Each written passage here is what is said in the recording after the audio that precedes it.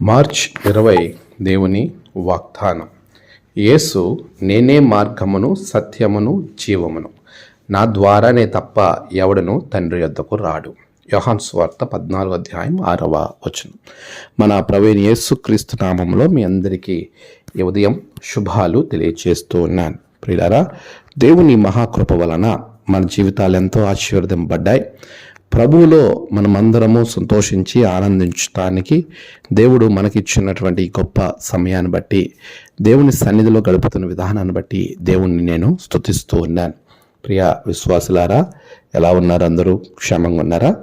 ప్రభు ఇస్తున్న ప్రతి వాగ్దానము మన జీవితానికి ఎంతగానో ఆశీర్వాదకరం.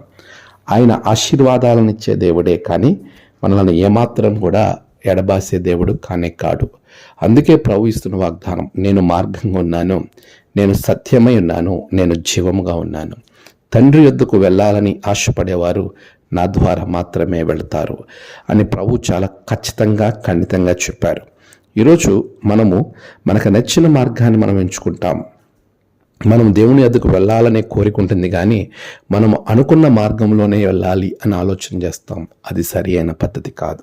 ప్రభు చెప్తున్నారు, నా ద్వారానే తప్ప.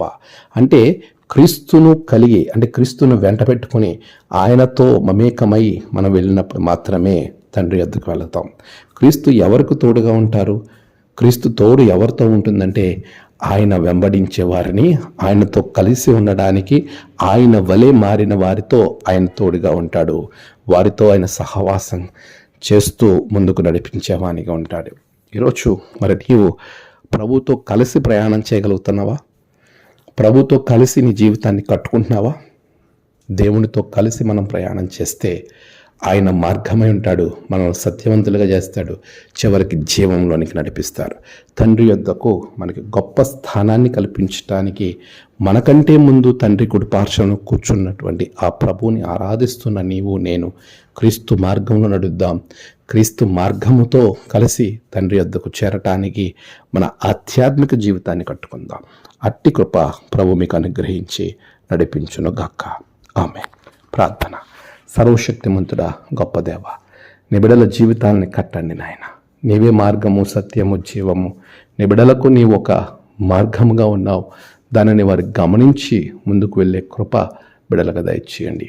నీ ఆత్మతో నింపండి, మీ సహాయం దయచేయండి. మీరే మహిమ, ఘనత, ప్రభావాలు పొందుకున్నామని ప్రార్థిస్తున్నాను. ప్రతి విషయంలో మీరు వారికి తోడుగా ఉండండి. నేడు వారి ప్రయాణాలలో, పనులలో, తలపెట్టిన కార్యములలో గొప్ప జయములు దయచేయండి. నేడు జన్మదినము, వివాహ దినము, ఆయా విశేష దినములు జరుపుకున్న బిడ్డలను బహుగా దీవించండి. తమ ప్రియులను కోల్పోయి ఆదరణ కొరకు కనిపెడుతున్న బిడ్డలకు నెమ్మది, సమాధానము, సంతోషం దయచేయండి.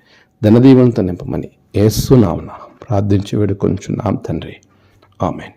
తండ్రి, కుమార, పరిశుద్ధాత్మ త్రియేక దేవుని దీవెన మీకు తోడుగా ఉండి నడిపించును గాక. ఆమేన్.